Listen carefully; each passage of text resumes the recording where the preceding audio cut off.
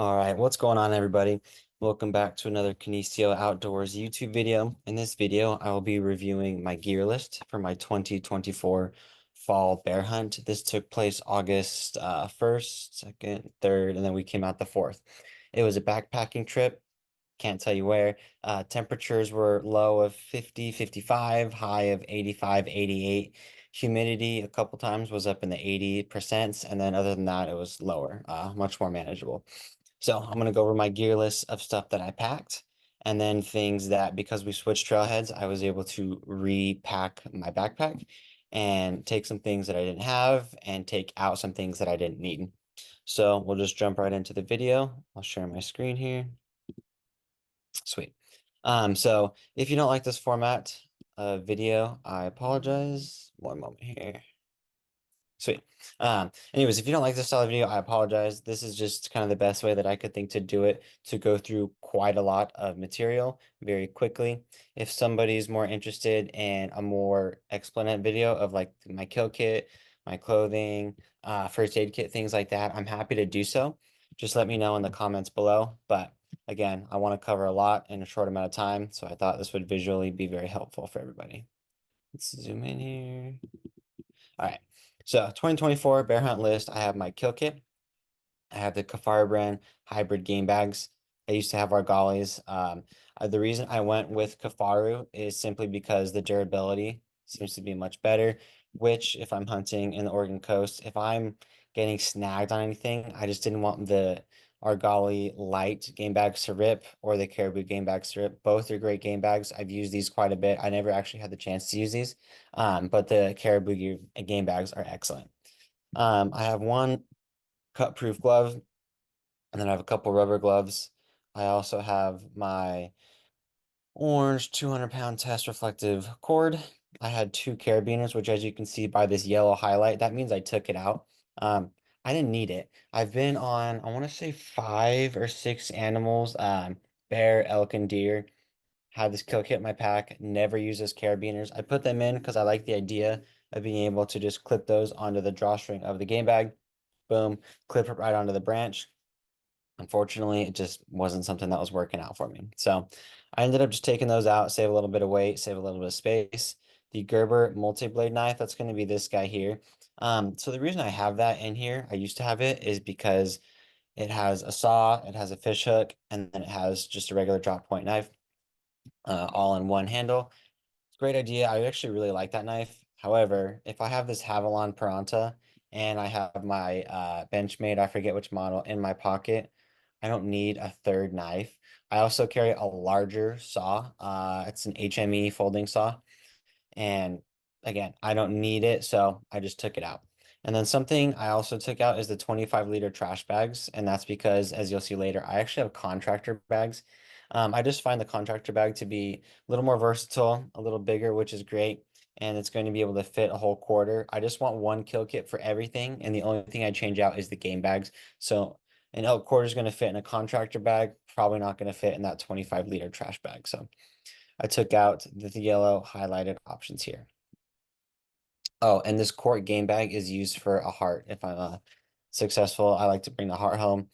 Blue light with flashlight for blood trailing. I'm really bad at seeing red green. Not always the funnest thing. So this flashlight is supposed to help with that. And then I have batteries for that flashlight. So this is that flashlight right here. I also put orange flagging tape on there. I just thought that was a good idea. It's something that I use if I'm blood tracking. I'll just do orange flagging tape so I can easily look back and then try to see which way the animal is moving. All right, now to clothing. So I have clothing from all different companies. I like to try different things. When I first got into Western big game hunting, I don't count California because I was like hunting from the truck. I could wear whatever I wanted. I didn't walk back that far. It wasn't a big deal. And the weather wasn't really technical. It was hot and dry. So it wasn't a big deal. So when I started with Kuyu and I just got everything Kuyu. And there are some things that I like about Kuyu and some things that I don't like as much. And you will see based on the way I move forward with products that I test and products that I recommend. So the Kuyu Merino wool hooded long sleeve, I think it's the 150 or 125. I can't remember the number. That's great. that was something that I took and I wore that at night. If it was cold, I wore it, but it wasn't that cold on our trip. So at night, it was really nice to just have like the wool warm to the touch long sleeve hoodie. That's what I slept in. The Ghost Bull hooded long sleeve is what I wore hunting, and I believe I wore this pattern, I'm pretty sure. So here's that merino. I don't like hunting in merino, especially in thick stuff, which we got just some thick stuff, because it's very easy to tear. And you're going to spend 80 to $150, I forget what the price is, on a shirt. You're definitely not going to want to rip it the first time you wear it. So gunner stuff, ghost bull stuff, very durable.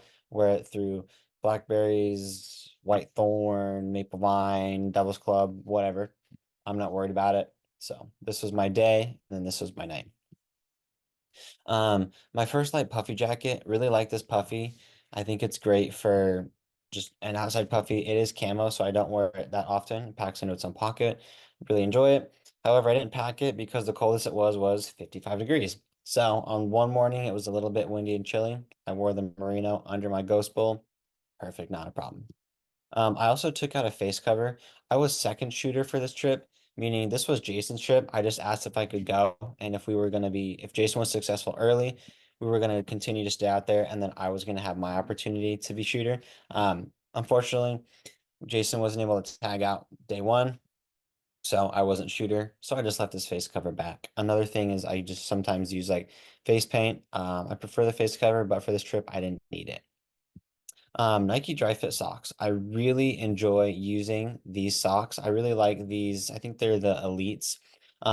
Padding is extra where you want it. What that means is there's extra padding on the heel and on the toes, which is great because you're going to get blisters on your heel and on your toes. So I absolutely love these socks for hunting. They're a tad bit warm, especially considering my soft star boots have a slight wool lining, if I remember correctly. So it does get a little bit warm. That's why the thinner Nike Dry Fits are my favorite for early season, but we weren't walking that much, so my feet didn't really get that sweaty. Next, oh, wind checker just made its way into this photo. I actually use a different wind checker now, that I like better. This is the HME wind checker, and when it comes out, it's just like a puff cloud, and that's okay. But the one I use now is called Liquid Smoke. I forget who makes it, but you should get a nice steady flow. And maybe I'll do like a short on that, just kind of highlighting the differences. Comment below if you'd like to see that. So my Sitka Ascent pants, these are my favorite light weather pants I own. I have Born Primitive Frontier Lights. I have Black Ovis, I think Desolations, and I used to have the cool, I forget which model. Out of all those, the Sitka Ascent is the quietest, and I've had no issues walking through blackberries with like it ripping, tearing. The Cool, I had some issues. The Born Primitive and the Desolation.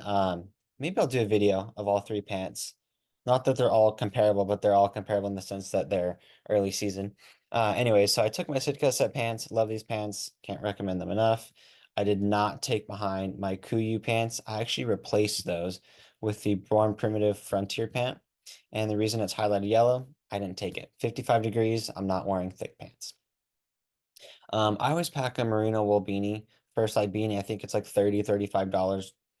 Perfectly fine. I took it. I didn't need it, but it's nice to have it in case, we were doing some river crossings. It was windy. If I fell in and then the wind got a hold of me, I could get really cold. Don't want to get hypothermic. So that's just a precaution. Weighs a couple ounces. It always stays in my pack. Same with my merino wool gloves. Sometimes I'll take cutlass gloves. I actually didn't take them this trip. Again, it's warm. Bears don't have the greatest vision, so I wasn't worried about my hands being flags. One thing that you think we talk about is my hands are flags if I'm moving them in the forest. So I like to wear a merino fingerless glove on my right hand. I hold my release in my right hand. And in my left hand, I'll do a cutlass, some thin glove that essentially hides the bright, shiny white of my palms. Um, so barefoot leather boots. So right here, I no longer use these. I actually sold, or actually I didn't sell them. I think I just trashed them because the bottoms, and I have a video on this on my YouTube channel. So feel free to check out that video if you're comparing, if you're just looking into getting these boots. My experience is that the bottoms came off. Somebody commented that they had the same experience. I'm not surprised. So I now have two pairs of soft star boots. They're great. I just took one pair. It was pretty dry. We did do river crossings, and I will say my feet did get a little bit wet in the marshy because they're not fully waterproof boots. please check out my video on soft start boots to understand why they're not fully waterproof. But yeah, that's what I brought as far as clothing. I only brought one Ghost Bowl shirt. I didn't really feel the need to take two. I had one in the truck, never changed it. My shirt never really got too smelly, so I wasn't really worried about that. All right. Next, I have my first aid kit. I'm just gonna zip through this really quick. Um, so space blanket, tourniquet, bandage, liquid bandage, fire starter, Leukotape. Jason used my Leukotape for his blisters. I didn't get blisters. I'm thinking of doing a video on how I toughen up my feet so that way I don't get blisters when I'm hunting. Comment below if you'd like to see that. I have some band-aids, some cell locks. This is something that it's not really recommended to use unless you have like a really, really deep gash and you need to stop the bleeding. Otherwise, you're going to lose a lot of blood. But I do have it. Steri strips are great. Some people use super glue. Steri strips are something that I prefer just a little bit more. Water purification tablets. I'm going to touch on this a bit more. So I actually had a Steri pen, a Sawyer Squeeze Mini, and then my water tabs. Steri pen didn't work. I emailed customer service. Basically, I'm out of luck. They gave me a couple things to try. They recommended Energizer batteries. I used Duracell Optimum batteries. Whatever the most expensive Duracell batteries are, it didn't work. I'll do a water purification review so I can kind of highlight all those differences. But I'm very glad I had two backups because the Sawyer Squeeze Mini also didn't work, which again, show up in that video. So I ended up using some water purification tablets. We went to Walmart when we were switching trailheads and I got some Aqua tabs. Really like those. I think it was $9 at Walmart. Comes with, I want to say 50 tabs, so it's like 25 liters of water purification. Maybe it's 50 liters, I can't remember. You do a couple drops in and a couple drops so it doesn't taste like iodine tablets. Shake it up, wait 5 minutes, you're good to go. That system works for me because I use an Nalgene, so really enjoyed that. I keep a leather and multi-tool because it's really versatile. Toe warmers and hand warmers, I didn't need them, but again, if I'm cold hypothermic, I like to have that. My space blanket is something I can be really versatile with if I need to. So snacks, I'm not going to go through this too much. Whatever snacks you like. Enduro is going to be for electrolytes. These are going to be for energy if I'm really dragging. Just granola bars in case I get peckish. And then these, I'm a really big fan of these. They're $1.50 to $2. Pretty good protein source, cheap, easy to pack, and they taste pretty darn good. I really like this flavor. It's a plain that tastes pretty good. Pulled pork's delicious. It gets a little messy. And then the white chicken lemon pepper. The lemon pepper is a little bit strong for me, but still really good. All right, in my bino harness, I have wind checker. I always have extra. Again, I now have the liquid smoke instead of the HME. I have lens wipes. So right there, I have an SD card reader. I have my Maven rangefinder. This one I think is 4,500 yards, which is nice because I use that. I'll range when I sit down and I'll say like, okay, that hill's 600 yards away. I kind of have an idea how big an elk, deer, or bear is going to look at 600 yards. And it helps me with my glassing. Maven 12 by 50 B6s. I have an Allen key set. No matter what, it's really small. It sits in the side pocket, so I just leave it in there year round. I always have two releases. One stays in my pocket, and then one is going to stay right in this front pouch here. I always have a few elk calls and an external elk call. On this trip, I recently tried the all-in adapter.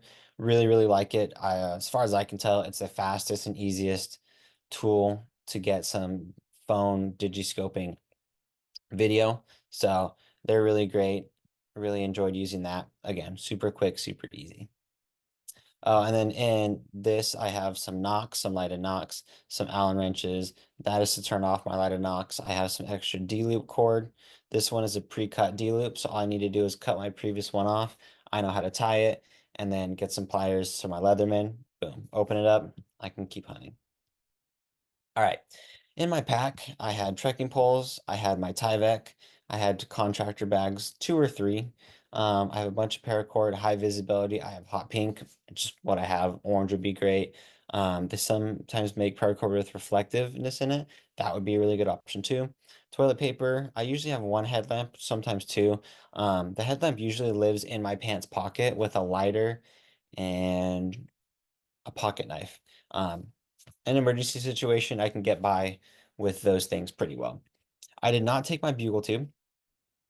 I did have the saw, did have my compass, coyote call, which was nice. If we were bear hunting, we got something in close, try to call it in. I didn't take bear spray. I only take that if I'm hunting in grizzly country.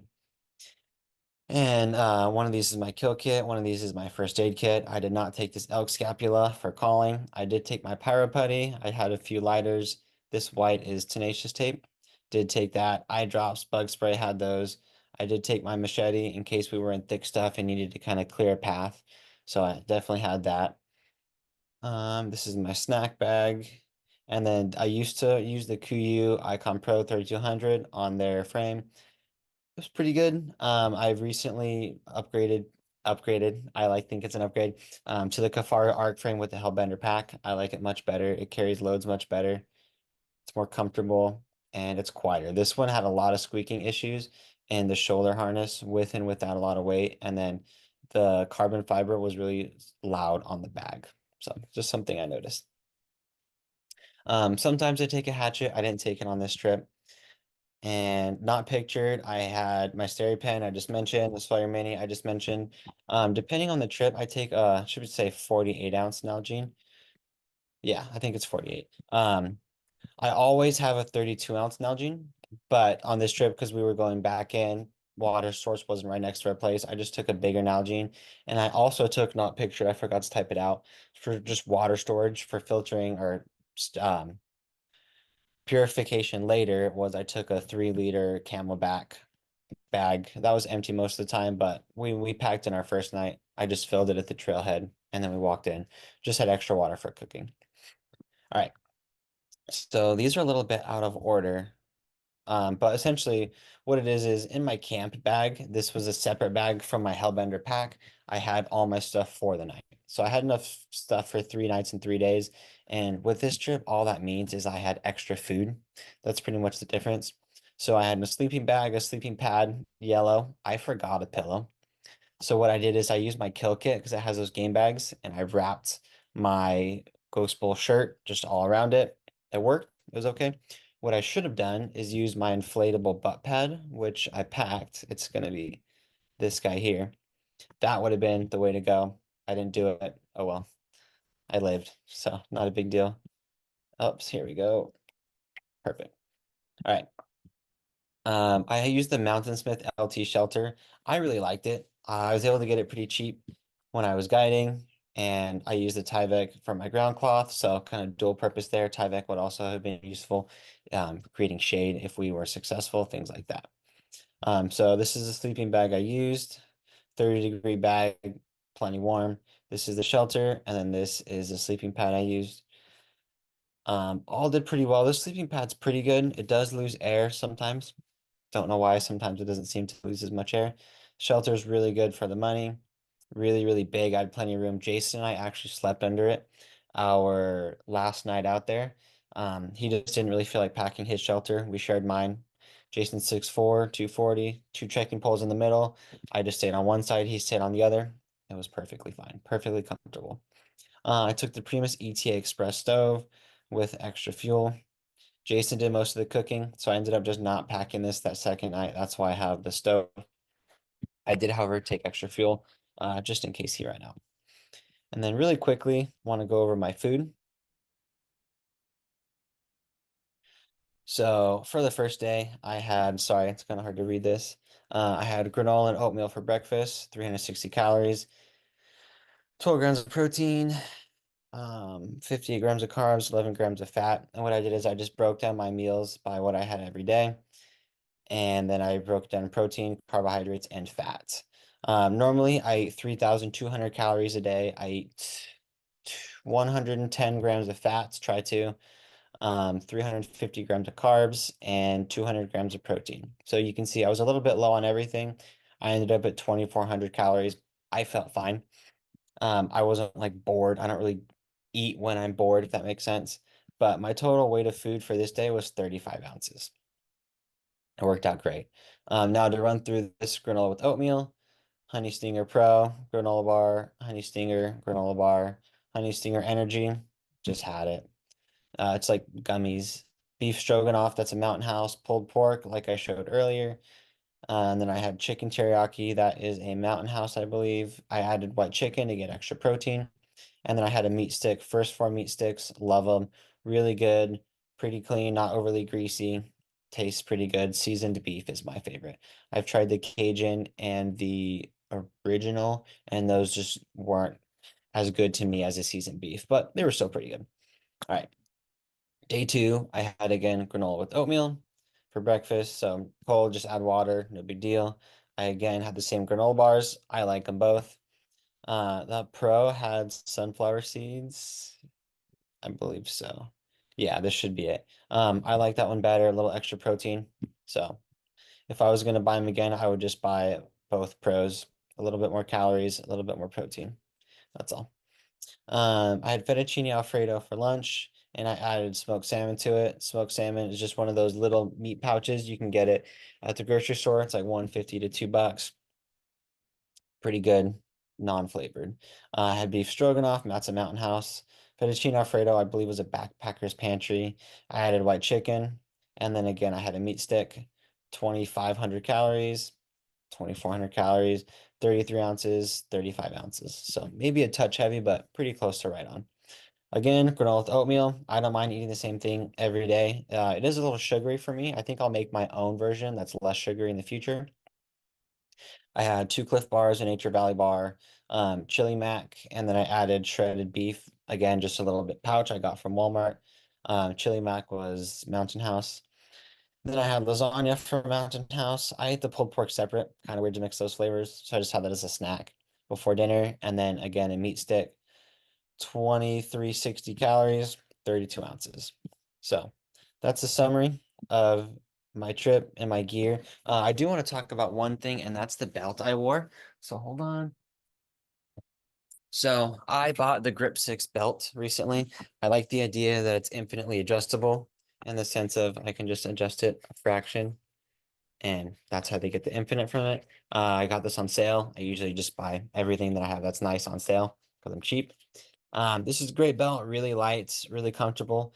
However, when I was packing 65 pounds in the first night, um, then I actually got bruised hips on both of my hips. So the front of the hip, the iliac crest, kind of pokes out almost, and it kind of comes out, and then it'd be like this bone here. And with my hip belt on my pack, it actually dug into me a little. This is an exaggeration, obviously, but it dug in enough that it bruised both of my hips. So I actually had bruised hips the entire trip, which stung. So would not recommend this belt for backpacking. It's like a nylon kind of material. Every day, really enjoy it. Jason told me to go to Walmart and get their, I don't even know if there's a brand name for this.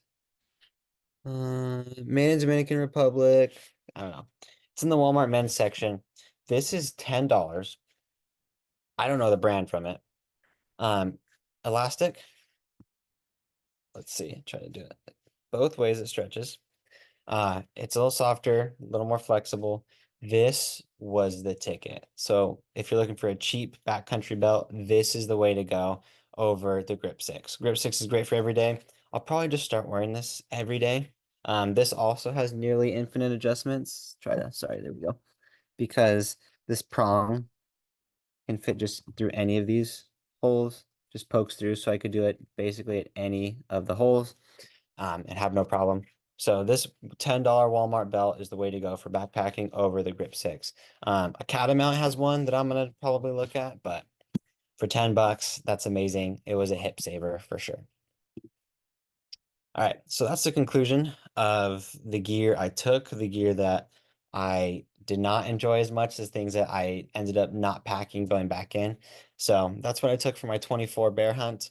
Again, 85, 88 is the high all 3 days, and then the low was like 54, 51, something like that. Warmer weather bear hunt, and I feel like I packed pretty well. I didn't really overpack too much. 65 pounds is kind of at the higher end, but if you think that I packed in 10 pounds of water, my bow's 8 to 10 pounds, so we'll just say 10. So now instead of 65 pounds, I was at 45 pounds of supplies for 3 days, for 3 full days, which is pretty close to right. And then anytime I needed to add food, it would just be another 2 pounds. So if I was going to go 5 days, it'd be 47 pounds, 49 pounds. So I'd be at 50 pounds for 5 days, and then adding a bow and water, I'd be at 70 pounds. So just to give you an idea what it's like, gear list. Hope that helps anybody. If you have any questions, please leave a comment below. You can also DM me on Instagram, and I will get back to you that way as well. So thanks for watching, everybody, and we'll see you on the next video.